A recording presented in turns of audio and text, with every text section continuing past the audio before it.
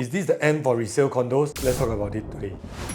Just a couple of days back, there was this article that says that June condo resale volumes fall 29.9% from May. It triggers me to go and read because this is again a headline that will tell people that property prices are going down. It will be the end for resale condo owners. And as a property buyer, I'm also thinking like, will there be opportunities arising from this? And therefore, it made me want to go and look at the numbers. So today's video, we're going to talk about this, and then from an investment standpoint, from a facts and figures standpoint, what you should be doing as a seller and a buyer. Now, how this video is going to be done is, number one, I'm going to go through the TLDR version of these because I know a lot of you lazy to read. Secondly, we'll be talking about the historical trends and how drastic is it, especially also in the OCR area since there's such a great drop over there. Last but not least, I'm going to share with you what you should be doing if you're a buyer or a seller.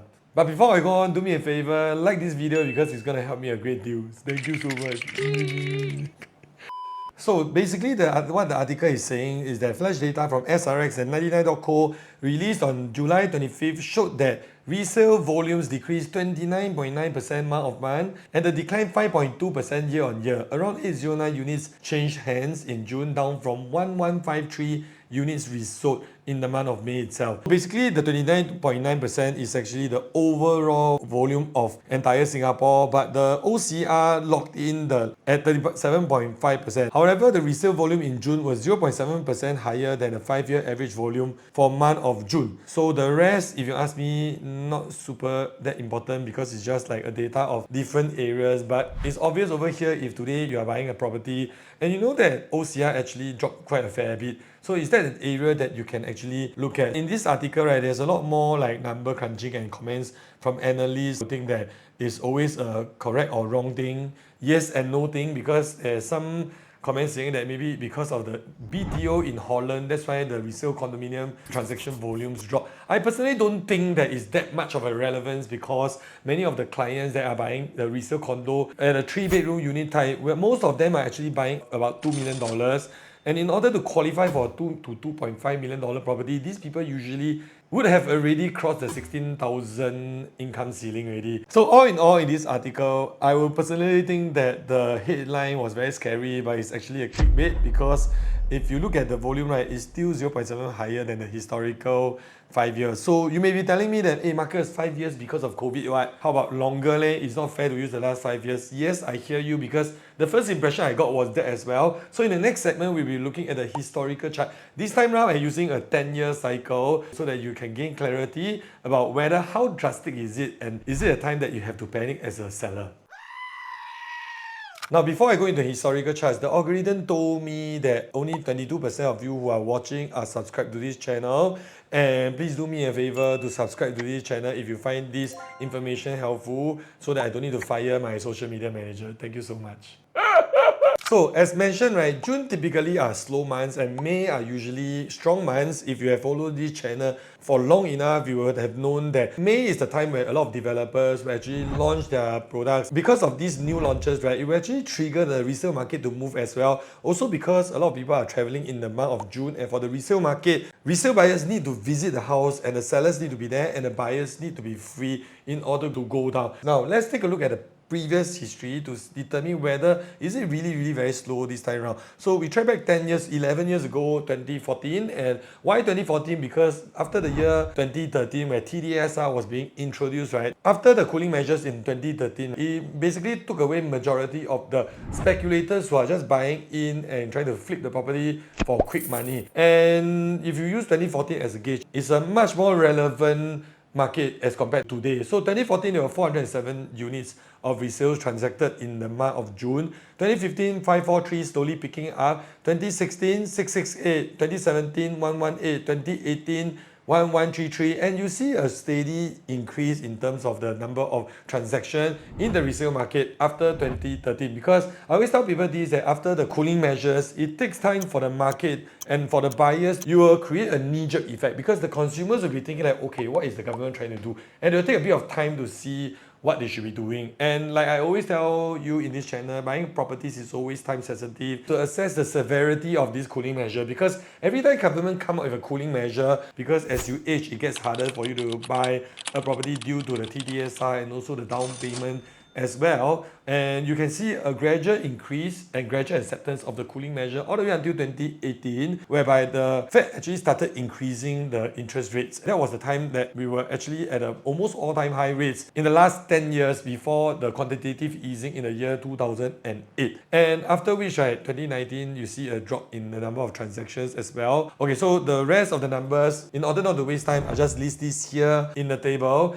And all in all, when you sum everything up and divide by 11, right, it means to say that there are 804 units transacted on average in the month of June for the last 11 years. So earlier we were saying that using my system, which is the PropNext system, that is a combination of apartments, condos, and some of the live data, we have 844 units transacted in the resale market. So if you use 844 divided by 804, means to say that there is a 4.9% increase as compared to the historical 11-year average transactions in the resale market. So is it good or is it terrible? Now, after comparing with the 11-year average, right, next thing we want to do is to compare how bad is it in terms of the drop from May to June as compared to the last 11 years. For us to assess the severity of this drop, what we did was we actually drew out the May transaction volumes in the last 11 years, and we realized that actually this 2024, yes, the drop based on my data is about 36%. Like I mentioned earlier on, this is a mixture of live data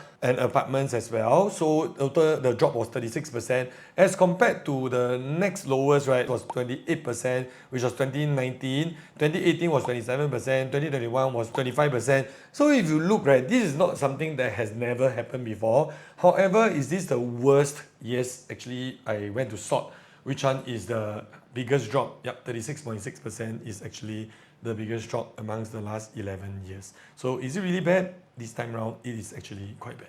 And why this year is one of the years where you see the biggest drop in terms of the number of transactions in the resale market? To me, one of the reasons why is because this year we are seeing the closing gap between the resale and the new launches. As you know, today you are a buyer, you have a choice to either buy a brand new home or you buy a resale home. Just like when you want to buy a watch or a car, you have a choice between buying a brand new and a resale. And most of the time, we're going to assess, right, if is it worth buying a used one. If let's say the new and the used prices come to be about the same, right? Which one will you go for? And in this month of June 2024, so the current price gap between the resale and the new launch right now is actually standing at 38%. If you look back at the year 2023, right, the difference between the resale and the new launch was 64%, which makes perfect sense. Buy a resale property given the huge disparity in terms of the pricing means to say that you are able to buy like 64% bigger. So for 1,000 square feet, new launch property, right, you are able to acquire maybe even up to a 4-bedroom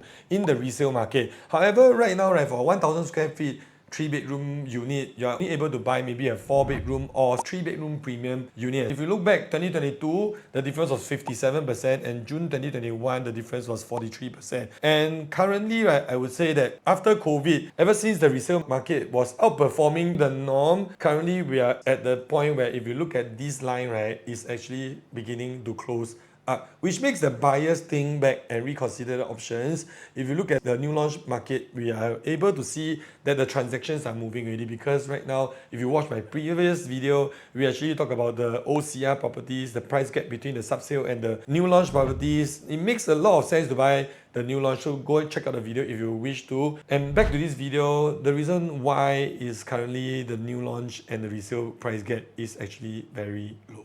And on top of that, for the OCR properties, why it actually suffered the biggest drop is because if you look back at the numbers, the gap between the OCR and the RCR is also closing up at this point in time. A lot of people are buying the OCR properties for a very simple reason. If today you got your BTO in the OCR, let's say Choa Chu Kang, you probably want to buy something that is nearby rather than move all the way to Queenstown, because for the sure fact that your kids may be studying nearby. So the last few years saw a huge increase in the OCR, and there is these articles that says that OCR properties make the most profit. And look at the numbers over here. 2024, the gap between the OCR and the RCR is currently 22.8%. In 2023, it was 23.8%. In 2022, it was 26.4%. 2021, 27%, and 2020, during the COVID period, it was 28.5%. You see a decrease in the gap between the OCR and the RCR, which trigger people to think if today I'm going to pay the RCR for X dollar. If I'm going to pay for OCR, let's say at $2,000, at $1,500 per square foot, how about I pay another $300 to move to the RCR? Of course, it will just make people think, why not I pay top up a bit more to buy the OCR?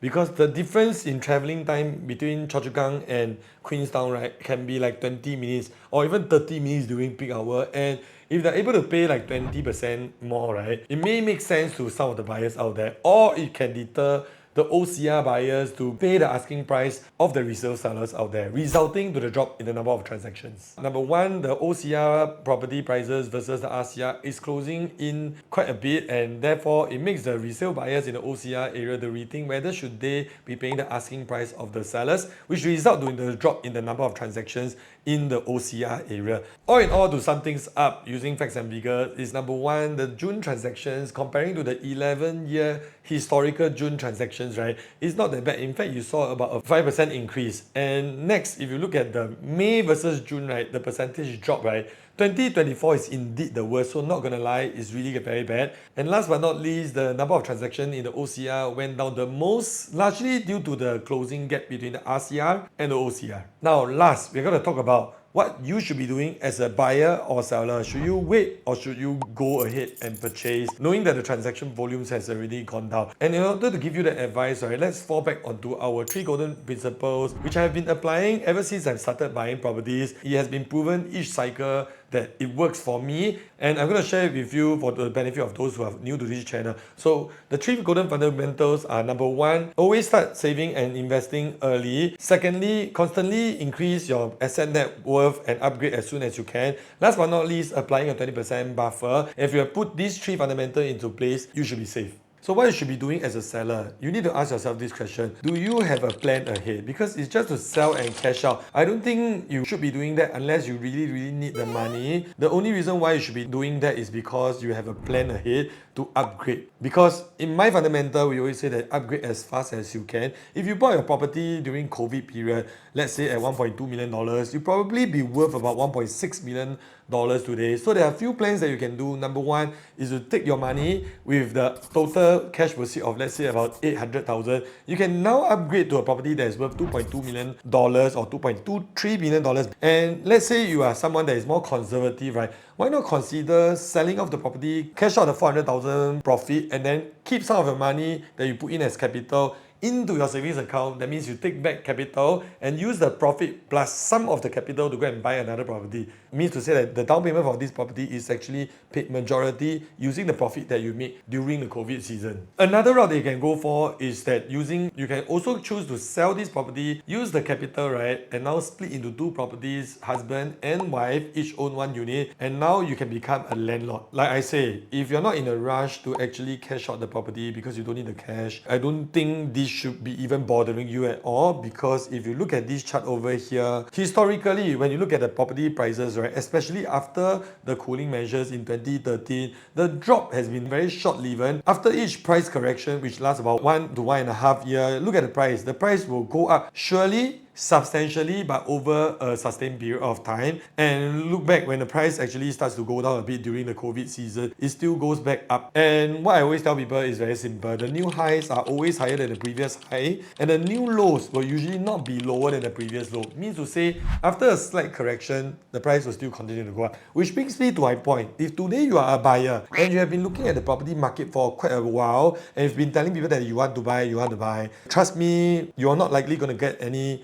good deals out there, because in the resale market right now, the volume of transaction drop is largely because of the high asking prices by the owners. Due to the time sensitivity of real estate, right, you eventually still need to buy. Which we go back to my fundamental again: start saving and start investing early. Means to say that today, get your hands on something that you want. Why? Because in property purchases, right, not just you need to clear the 3 years seller's stamp duty, your age also affects your TDLR. Means to say that you can get lesser loan, and each day we wait, we also run the risk of another cooling measure that may come out and then increase the down payment that you need to be paying. Means to say that you can only buy smaller. So hedge yourself against the market, wait for 3 years. There hasn't been an occurrence occurrence where the property market will go down consecutively for 3 years. And buying properties is not gambling. You still need to hold for 3 years before you can sell. So what I'm trying to say, if you are a buyer, go for it. It's not when you buy, it's really what you buy. Especially today, if you qualify to buy a new launch property, today there's still quite a lot of opportunities in the market because the developers are actually pricing the properties very sensibly. If you ask me today, is it a buyer's market in the resale market? No. However, in the new launch market, it is a buyer's market because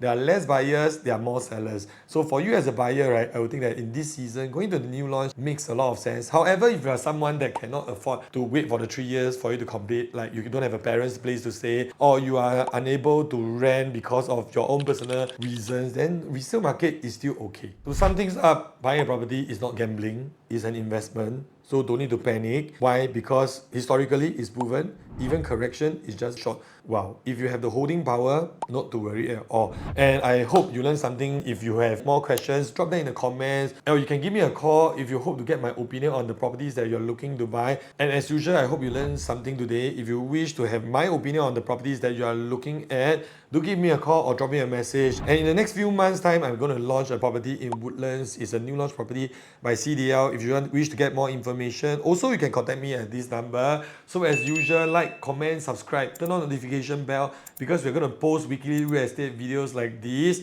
So with that, thank you so much for watching and I'll see you at the next one. Bye.